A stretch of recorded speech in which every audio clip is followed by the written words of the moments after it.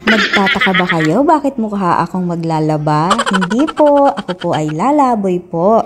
Nagkukulot lang po ako para ganda-gandahan kasi nga meron po akong kadate. Kadate ko po ang aking mga kaibigan dahil isi-celebrate ko po ang aking birthday. Actually po, yung birthday ko August 4 pa, ang tagal na. So August 28 po ngayon. Ngayon lang po kasi kami nagkaroon ng time at busy rin po kasi sila sa work.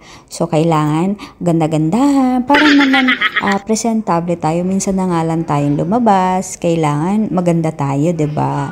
Ang hirap maging babae kasi kailangan mag-ayos ka ng buhok, lahat na, hindi tulad ng lalaki, lalo na pagkalbo. Hindi mo na kailangan magkulot-kulot. Ang saya, no? Magbibihis ka na lang, tapos na. Syempre, nauna ang iyong lingkod kasi ayaw ko nang nalilate.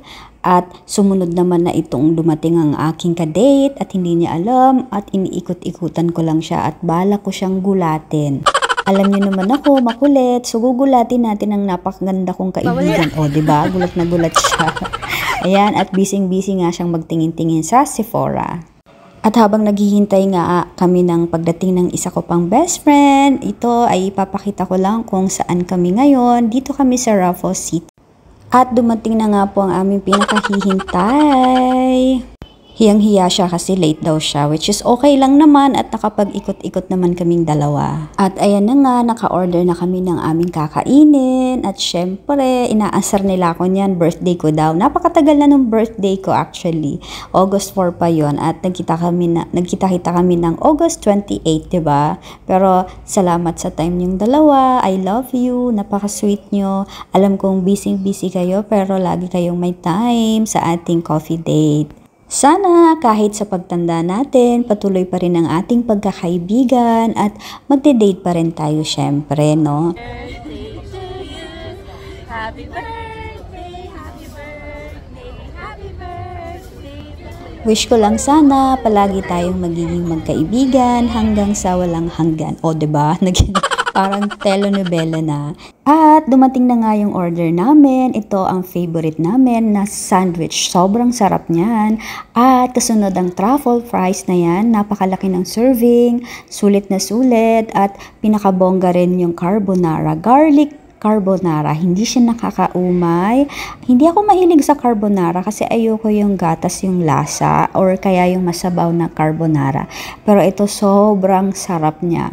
Syempre lahat ng yan kapartner ay kape. Pagkatapos namin kumain, romampa kami para bumaba naman ang aming mga kinain. Tinatry namin sumayaw, no? Hindi talaga kami magkaige. So, try ng try, practice ng practice. Napakasimple na lang ng step, di pa kami sabay-sabay. Buti po tong anino, sabay-sabay. Napakagaling nilang sumayaw, kamay-kamay lang, paikot-ikot lang, relax na relax, di ba? Walang kahirap-hirap. At ito nga, ine-enjoy namin ang view after namin kumain, lakad-lakad lang, nagpapababa ng kinain, at tingnan mo naman, napakaganda talaga ng Singapore, napakalinis, at tingnan mo, ang daming mga turista dyan. Papunta nga pala kami sa mall kasi medyo maalinsangan sa labas, at by the way, parang alas 5 ng hapon to, maliwanag pa. Dito naman, kahit paikot-ikot ka dito sa lugar na to, napaka-safe naman, hindi ka mag-worry, pero syempre, dapat mag-iingat ka din. Syempre, ano pa ba ang gagawin natin kundi ang mag-picture-picture sa napakagandang view. Kung hindi lang din naman ganito ang magpipicture sa'yo, wag na lang.